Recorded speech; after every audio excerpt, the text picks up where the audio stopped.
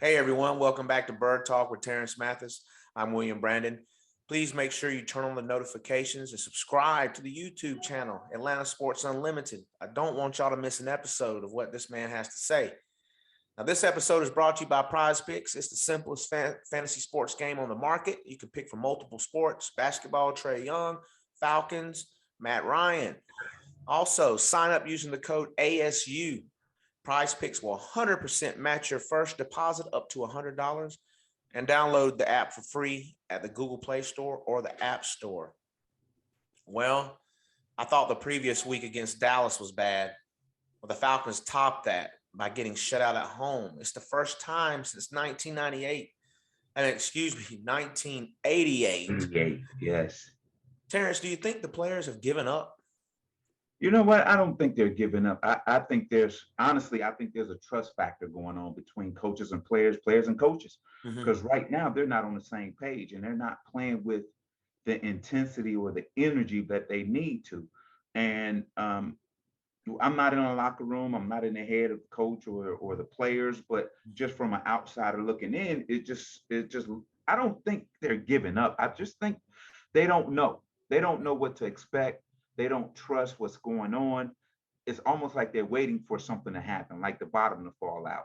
And in the last 2 weeks, if the bottom hasn't failed out yet, it's gonna fall out soon. Where can the Falcons start that might improve this team this season? I mean, what is something they can look to? Because, people will point to, oh, it's the Falcons roster. They don't have these players. It's a bad roster. But just a few weeks ago, people were bragging, saying, hey, the Falcons have won same amount of games as Dan Quinn did. Well, Yeah, they're starting to look just, if yeah, not as that team, maybe even worse. So, yeah, yeah. Well, here's what I say to the roster, and here's what I say to those people who say, hey, you know, Arthur Smith don't have any weapons to work with, or he has a bad roster. That's a slap in the face to those 53 men on that roster. So you're telling me these 53 professionals that's getting paid money that we drafted, that we picked up in free agency whatsoever, can't play, all of a sudden they can't play football? That's a slap in the face to these players. Now, come on now, it's it's the coach's job to put the players in the best position to win. mhm. I don't care who you bring in here. I don't care what players you bring in here. If you have a bad scheme, offensively, defensively, and special teams wise, you're not going to win. You can bring Von Miller in here. You can bring uh, Donald in here. You can bring Malcolm Jenkins in here. You can bring Adams in here. You can bring whoever. You can bring. I don't care. You can bring Aaron Rodgers in here. But if the scheme is bad, you can't win. Did you see the play where the Falcons on offense, the receivers are running the same route? And they almost decapitated each other. Correct. Yeah, I seen that.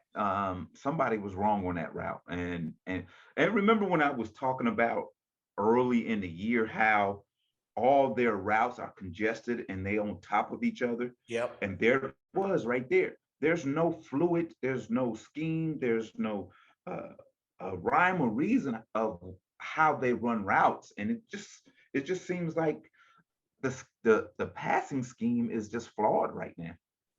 When Arthur Smith and just for a general perspective, Arthur Smith or a new head coach comes in, do they implement any of maybe the current plays that we have, or he's bringing in all his own new plays?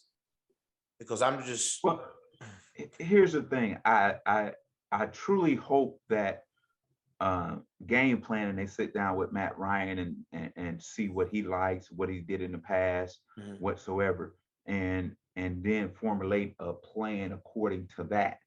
Um, Here's the thing: when you're anointed the savior on offense, Mhm. as oh, you're gonna save our running game, we're gonna be much better. It almost you take on an ego that hey, I'm a guru, people calling me a guru.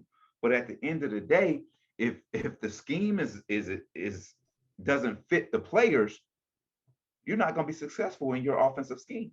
Mhm. So if you think that oh I'm gonna bring this power running game to the Atlanta Falcons when you don't have a power back, and you don't have linemen that are used to power blocking, this is what you're going to get in the running game.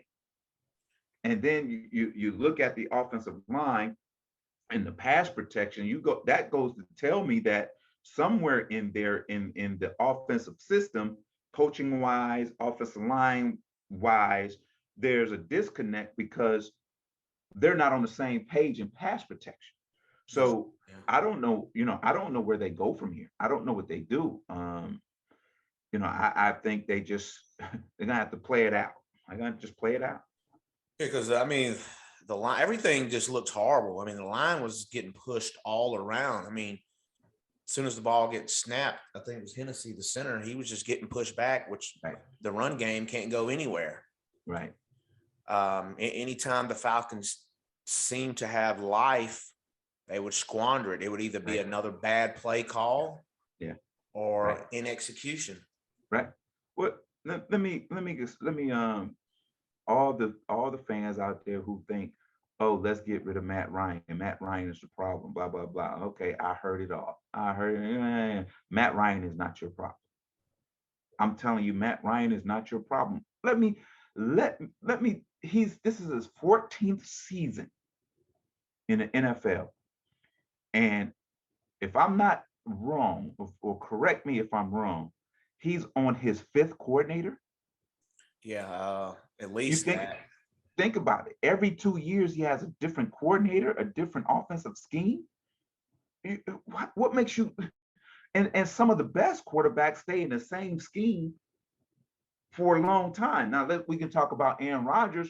When LaFleur went over to Green Bay, he sat with Aaron Rodgers and says, let's formulate this passing scheme together. What do you like to do? This is what I want to implement whatsoever. Aaron Rodgers bought in, and look what he's doing. So, and then you can look around the league, though. Look at Russell Wilson. They don't have a passing game. Everyone is caught up to Seattle because they've been doing the same thing over and over for the last 10 years, and it's caught up to them. So here we are in Atlanta, and we're talking about the Falcons here, and you were brought in to fix the run game and protect Matt Ryan. No run game, and there's no protection of Matt Ryan at all. So where do you go from here? So you got to do a self-assessment right now. You got to do a self-assessment, not only of yourself, but the coaching staff and players included. Here's a time where it's just, you got to self-reflect. You got to say, we keep hearing in interviews, I have to do better. Now the players are catching on this. William, what bothers me the most is when you take on the aura of, it's a losing mentality. Yeah. When you go, I got to do better. I got to put us in better situations to win. I got to play better. We all got to play better. Duh. Yeah, exactly. We know that. That's the given. You've been saying that for 9 weeks. When are you going to do it? That's what you keep saying the same things over and over again because you're not answering or you're not giving us what you really need to say and what you really mean. So you're going to deflect it by saying, oh, I got to do better. I got to prepare them better. What? Wait. You're the leader of this franchise. And you telling me that you're not preparing them? And you got to do better. That means you're not giving your best effort. Yeah. When are you going to start? When are you going to start? That's the question I ask. When are you going to start? Yeah, if they don't start soon, because it's not over by any means. Because as we know, Carolina and the Saints lost. Yeah. And we don't know what Tampa's going to do tonight. But the Falcons, unfortunately, fortunately, are still in the hunt in their own division and in the wild card because the NFC has a lot of parity right now. I was looking back at some history. I see you were on the wrong side of a couple of shutouts, but that was with the Jets. And they were the last games of the season. So my question was, did y'all talk about it? I mean, how was the feeling, or was it because it was the last game? It was like, it's over with. Well, you never want to be shut out in a game. you take it upon yourself, the pride, you know, you don't ever want to be shut out. It's embarrassing. Mhm. When you're an offensive player and you can't score points, it's embarrassing. And and when you look at film, I promise you, when you look at film, there's a mistake on this play, there's a mistake on that play. There's always a play or two or three that determines if you're going to score points or if you're going to move the ball or Mhm. whatever. And you're going to look at those plays and go, oh man, why did I do that? Or oh man, if I'd have went a couple more yards from my route, or if I'd have made a better effort, trying to get the first down, or if I would have made the correct call offensive line wise, we could have picked up this blitz, or we could have handled this pressure, or if I would have read the coverage properly, I could have put. It's so many things that you're going to question yourself about, which you should. Instead of Yeah. pointing fingers, you should question yourself why you're not scoring points. And they had an opportunity earlier on. They got excuse me. They got up the field, and I think it was a second down play. It was a pass to Kyle Pitts. I thought he got made the marker, so it came up 3rd and 1. They didn't challenge it. They did a hurry up play action. Matt Yep. sacked. Got sacked. 4th and Game over. 4th and 14 now. Game over. Let me tell you, on that play, um, here's the thing: you got to get that first down. You got to dive, lower your shoulder, turn up field, get that first down. You can't be nonchalant about, oh, I got it, Yeah. or whatsoever. Maybe I should, maybe I shouldn't. So, what I seen from this team on in against the Patriots was a team that just really was just not into it. Yeah. And Matt Ryan on the sideline was trying to wake them up and get them going, but and the look in their faces was like, I really don't want to be here. And that was a crazy look when I was going, oh my God, these guys don't really want to be here. They think it's practice. It was like Matt Ryan was talking to him at practice, and they were looking at him like, what are you talking about? We're practicing. That was crazy to me. And then after that, so they had the opportunity to make the field goal. Well, they made the field goal, but there was a penalty because they were getting penalties all day. But it was an offensive penalty, pushed them back, and then Koo missed the next field goal. So they never did get any points. And they had an opportunity with the when AJ Terrell got an interception. He had a nice run back, but his players were more in awe of him running rather than blocking. Yeah. That was a great play by him. But let me tell you, the Falcons ran into. You got to give credit to the Patriots also now. It's not just the Falcons playing as bad, it's the Patriots making them look bad. Mm-hmm. Here's the thing. Cordell Patterson, Kyle Pitts, even Matt Ryan, you're playing against Bill Belichick. Yeah. He's had 3, 4, 5 games to evaluate, to prepare, to put a game plan up against. We're going to stop these two guys, or we're going to stop these guys from making plays and force others to make plays. Mm-hmm. And if we play man-to-man or double team these guys and send pressure, we have a chance to stop this offense. And guess what? And that's exactly what they did. They hounded Pitts the whole game, and they and those things, whatsoever. Lost your T. Okay, hold on. There we go. And they hounded Pitts and they stayed on him and they frustrated him. They frustrated Matt Ryan with pressure, whatsoever, pressure all day. Oh my goodness. And now you truly understand why you need an edge rusher. You need that guy that can disrupt the passing game and put pressure on the quarterback and get sacks. And we don't have that. Yeah, as I was saying, clearly we do not have that. Grady Jarrett's up there all alone, and he can't get functional because he doesn't have any anchors or anything beside him to help him out. So it's a bad situation. Right. The Patriots, like we said last week, the Falcons have never beaten the Bill Belichick Patriots. So it looks like another loss to him. He already didn't have to worry about Cordell Patterson. Ridley's not there. Mm-hmm. All he had to do is plan for Kyle Pitts. Well, here's the thing, and you know, you hear a lot of people. Well, if Patterson was healthy and Ridley was there, we'll see it different. It would have been a little bit different. You know, they'll play better. Okay, when they had them, they didn't play better. Correct. Mm-hmm. What so you, what we don't understand is this: players make plays, of course, but coaches put players in position to make plays. You know, you can't just go out there and play street ball and line up and say, hey, you go down here and run that route, and you go here and that route, you run at the safety and stop here. You got to coordinate and make sure that when you game plan, you game. Here's game plan against the scheme. Now, here's the thing, Mm-hmm. and we've talked about this before, William. Here's the thing: you could have looked at Bill Belichick's Patriots defense for the last 3 games and said, oh, this is what we're going to do against them. But a savvy coach would know that, oh, they're not going to give us what they gave the last 3 opponents. Mm-hmm. They change every week according to the opponent. That's how good this football team is. So when you go out there with your game plan, you got to have in mind that at some point, I'm going to have to make adjustments in this game to figure out what they're doing. Mm-hmm.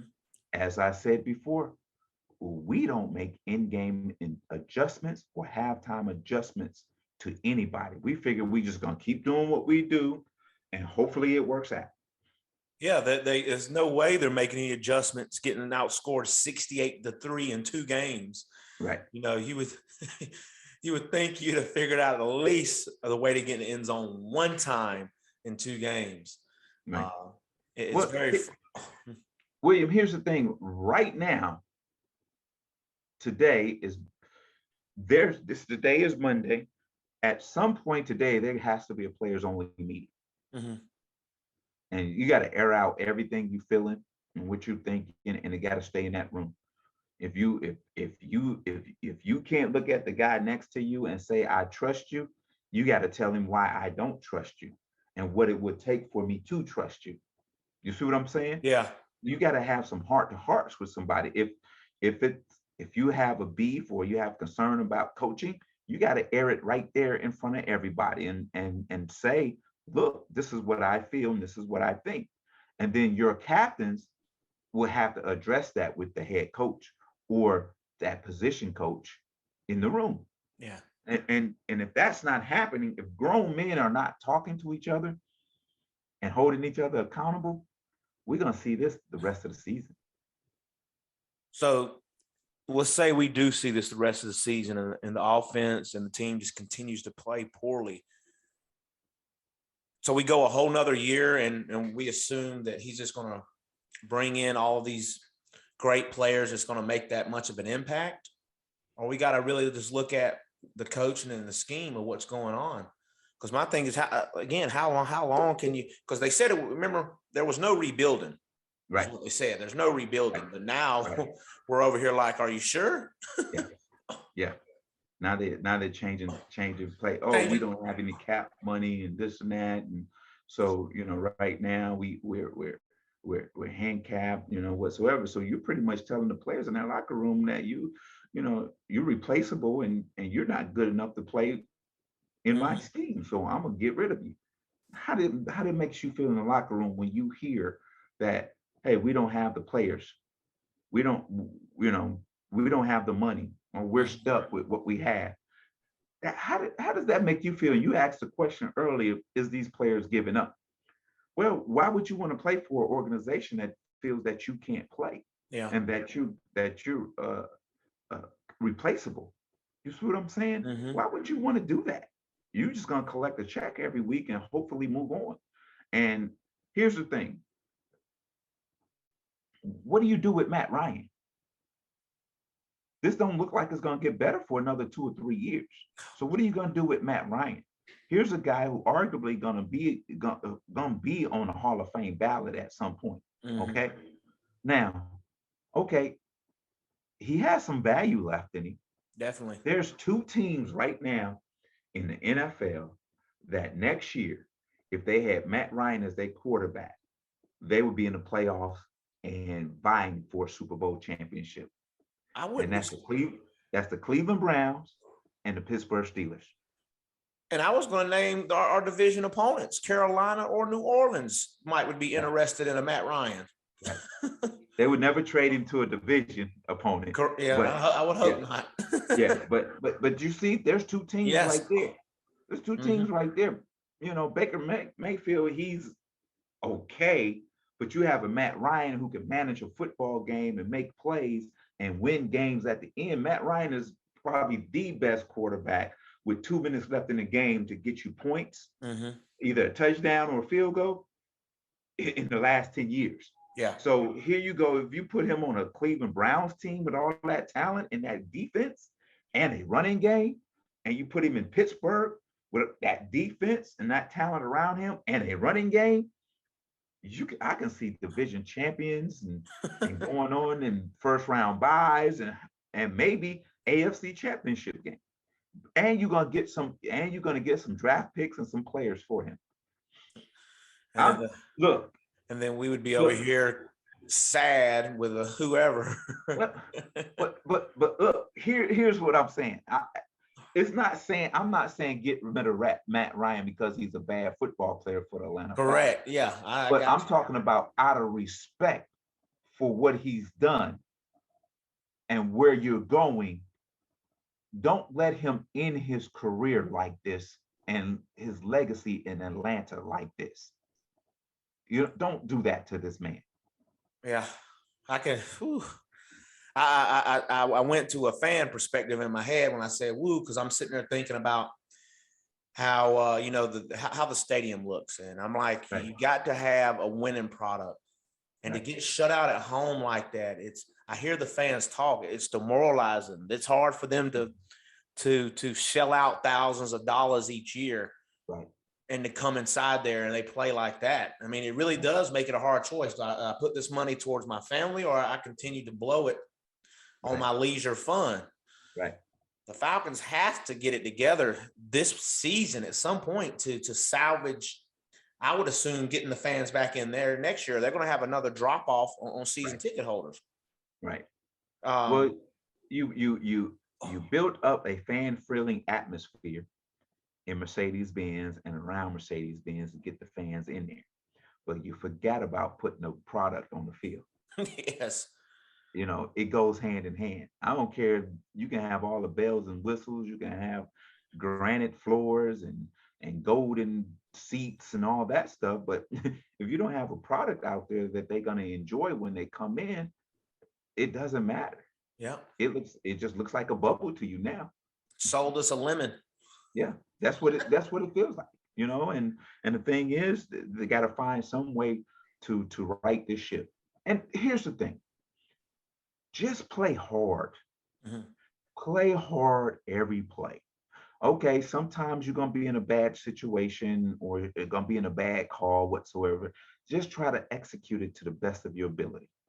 You know, the best of your ability, because right now, for the rest of the season, you're interviewing not only for this Atlanta Falcons team next year, but for the other 31 teams out there. Yeah. So go play hard. The Falcons take on Jacksonville Jaguars this Sunday down in Jacksonville. They have played them 7 times with Atlanta leading 4 games. The Falcons won the last 3 against Jacksonville, and Matt Ryan has never lost to the Jaguars. So maybe the Falcons can get a win. Jaguars have only won 2 games this season, so they're not a high up there team as well. Oddly enough, as I said, the Falcons are still in the hunt for the division and possibly the wild card. What do you like our chances against the Jaguars on Sunday? Well, here it is. I do like our chances, but Jaguars are trending up. Mm-hmm. They've been playing better over the last 3 weeks. Yeah. And they're feeling more confident about themselves. And the thing is that, you know, new head coach down in Jacksonville, rookie quarterback whatsoever, they're excited about the future. So we can understand where they are as an organization right now. We can't understand where we are as an organization right now. So here's the thing is to me right now, playing against Jacksonville, which is a game you should win, But what I want to see is, as I said always before, alignment, assignment, execution, and energy. And if you do those things, 9 times out of 10, you're gonna win a football game. Don't turn the ball over, don't make any mental errors. 9 times out of 10, you're gonna win a football game. If they just put it together like that, they have a chance to win. I'm not gonna say if they run this play, do this, do this. It's just the intangible things that Mhm. that you can't. There's no game plan for it. It's inside of you. You see what I'm saying? No, I got. So I it's almost, those things. I almost wanted to laugh because that's exactly what they've not been hitting. They've not Yeah, been aligning up their yeah, energy, their yeah. assignment. It's just Right. been all over the It- place. It's been all over the place. But you do have some bright spots. Yeah. AJ Terrell is starting to come within his own. People ask me, well, it looked like AJ has, he's on an island. He owns an island. I said, don't give it to him yet. I said he's on a rowboat getting to that island. He Mhm. ain't there yet, but he'll be there. He'll be there soon. There's still a lot of football to be played, but at the end of the day, I'm liking the way AJ playing. I'm liking the way Kyle Pitts is playing. As a rookie. Here's the thing with Kyle Pitts is this. Come week 12, usually your season is over with. Mhm. Rookies usually hit a wall about this time because you're going, oh, we still have more games to play. So what he does after week 12 is important because I did it as a rookie. You can almost check out because you're Yeah. going, oh my God, usually my season is over with by now. Mhm. So you got to find a way to reboot and re-energize yourself to finish the season strong. That's good. I never thought of that, but that makes totally sense with him coming out of college and only playing that many games. Right. Luckily, if they even make a bowl game, but yeah, their season would be ending by the end Right. of this week. Yeah, exactly. So, what do you got for us to end today? Well, here's the thing, and it's all about leadership more than anything. Great leaders can motivate others to do things that they don't want to do. Mhm. Leaders could show you the way by demonstration, attitude, the way you carry yourself, whatsoever. Uh, Leaders are those who take the responsibility of others, but also give responsibilities to others to make them better. And if you're not doing that in any type of organization you're in, you're bound to fail. Yeah. That's all I have. All right, everyone. Please make sure you subscribe to Atlanta Sports Unlimited, sign up for prize picks, and I hope everybody has a great holiday. Thank you for tuning in. Peace.